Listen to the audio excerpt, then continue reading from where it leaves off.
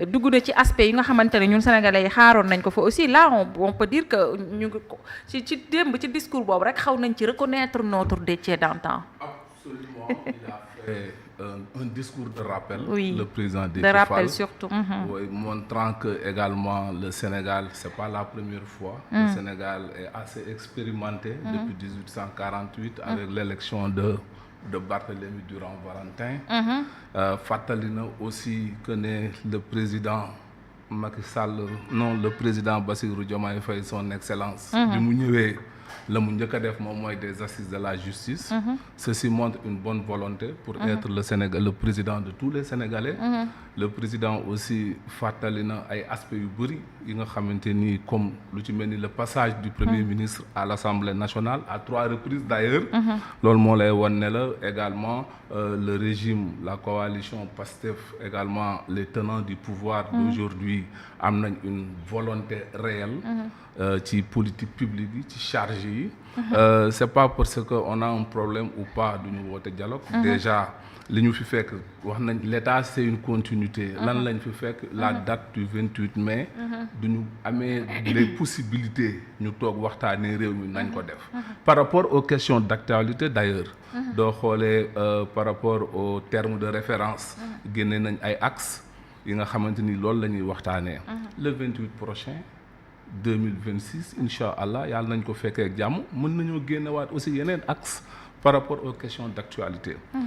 tey li nga xamante ni moom moo xew axe yi wax nañ ci axe 1 les libertés publiques. wax nañ ci le système électoral. qui pose énormément de problèmes d'ailleurs. Monsieur le consultant il a parlé du parrainage système parrainage ñi ko décrier bari na. yow ki nga yokkal garaatam naan ko monsieur le consultant nee ko sëriñ rek. Non, c'est un consultant il fait une consultance. Hein? Moi, je le conseille. Moi, je respecte. Non, je respecte les titres. Non, je respecte les titres et les postures par rapport à l'institution. Je le respecte. Donc, nous avons aussi refonte institutionnelle, 3e axe. xoolal yooyu ñi ci participer.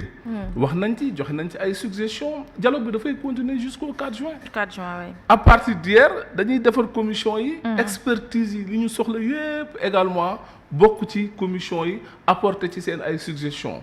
ñun dafa am lu ñu mës a gëm. Au niveau du Parti républicain pour le progrès, depuis très longtemps, le président Déthié Fall disait que je ne laisserai aucune compétence sénégalaise échapper le Sénégal. Comme ça veut dire que nous sommes toujours d'avis.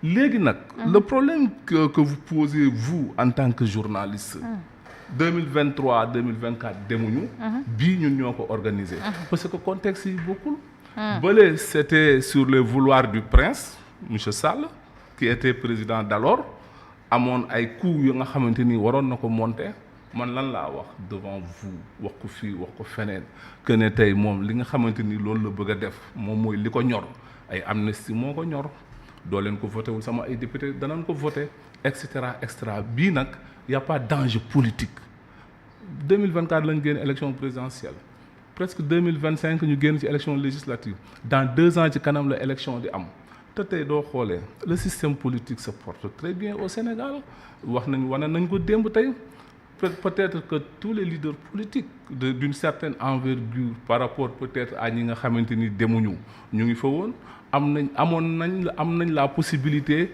joxe seen position joxe seen xalaat parce que réew muy pouvoir muy opposition les acquis démocratiques li nga xam dañ ko xeex ma bokk ci nga bokk ci monsieur le consultant yow Serigne on se connaît très bien nga bokk ci ma bokk ci vous les journalistes vous êtes témoins kon xam nga ne ñun tey jii nii li nga xamante ñoo ko xeex ba am ko duñ ko yàq kon ça veut dire que ne à chaque fois duñu amee possibilité yu mel nii on remercie le président de la République parce que moom moo jël cet libre choix également de l'organiser invité ñëpp ñu ñëw toog les acteurs culturels la société civile les partis politiques également ñëpp ñëw toog réew dañ koy pencoo c'est aussi une sorte d'évaluation parce que duñu xoolee système yi nga xam war nañ ko xool muy droit muy les libertés publiques ñu bari waxuñu ci nag ñu bëri depuis hier je suis régulièrement les débats ils sont plus sur l'axe numéro 2 c'est-à-dire le système politique mais doo xoolee axe 1 bi lu am solo la il faut corriger certains comportements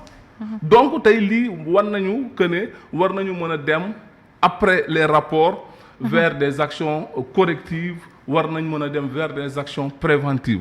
Le président de la République, son Excellence monsieur Bassirou Diomaye Faye l'a bien dit, le peuple nous surveille et le peuple nous regarde.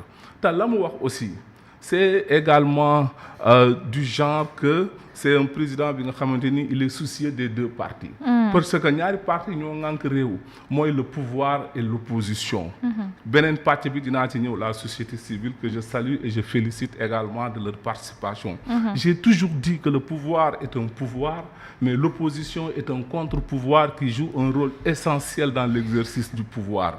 Ñun tey le gouvernement, le président de la République l'a rappelé, le gouvernement exercera la plénitude de ses missions. Et l'opposition sera respectée et exercera également ses droits, mais dans le respect. Donc yooyu ay wax la yi nga xamante ni dinañu permettre également tey ñun ñu xam fi ñu jëm parce que tey jii doo xoolee gis nga réew yi tàq yëpp ay problème politique moo ko taal. Je donne l'exemple de l'ancien premier ministre monsieur Ba qui était le candidat de la mouvance présidentielle d'alors. Il a intégré des questions d'ordre économique qui pourraient être intéressantes. Mais cette question-là peut être intégrée dans l'axe numéro 3, je pense, sur la réforme institutionnelle. Parce que réforme institutionnelle, li mu ëmb bari na mën na ëmb ay aspects financiers, ay aspects économiques. Sur certaines choses yi nga xamante ni mën nañ ci am également la rentabilité économique, la rentabilité sociale. Kon réew de façon générale dañ koy pencoo. Il faut toujours éviter d'être un chef de gang comme le président Macky Sall. Il faut toujours éviter quelqu'un. Le président Macky Sall s'était comporté comme un chef de gang. Parce que du taxawee ne sama ay député danañ ko voter. wax naa ko fii wax naa ko feneen il n'avait pas le droit également de le dire. Et je rajoute quelque chose également. doo xoolee li nga xamante ni war nañ ko corriger am na ci ay candidatures yi nga xamante ni tey éliminer nañ ko. L'appréciation peut être diverse ñi nga xam éliminé woon nañ leen en 2024. yooyu tey action corrective yooyu il faut participer au dialogue également pour le résoudre. Monsieur Thierno il a évoqué énormément de questions qui sont très importantes. Tey jii doo xoolee 92 également wax nga ko sànq amoon nañu consensus pourtant le code consensuel. Le code électoral pourtant teewul ñu am crise bu énorme également en 93. teewul également ñu am crise en 2011. 2011 Mamadou Diop bi muy daanu yaa ngi taxaw maa ngi taxaw ñun ñëpp ñu ngi taxaw on a toujours été des acteurs dans cette république là. doo xoolee tey jii éviter wul tey jii pourtant adopté nañu cette même code là en 2023 lan lañ def avec Macky Sall on avait enregistré plus de 86 morts. Donc yooyu tey pour ñu éviter ko il faut que ñuy toog di waxtaan comme que nag on est soucieux et on a opté pour le changement ça veut dire que ne li fi nekkoon baaxul on a un nouveau projet on a un référentiel on est dans un programme jubal jubbanti léegi nañu tëgg yooyu yëpp nañu defar yooyu yëpp ñu xoolaat mais nag amul benn jour sans vous baser sur li fi xewoon amul benn référentiel boo xamante yéen est-ce que mën ngeen a gouverner sans pour autant ngeen basé wu ci li nga xamante ne loolu la président Macky Sall def ak li mu fi bàyyi.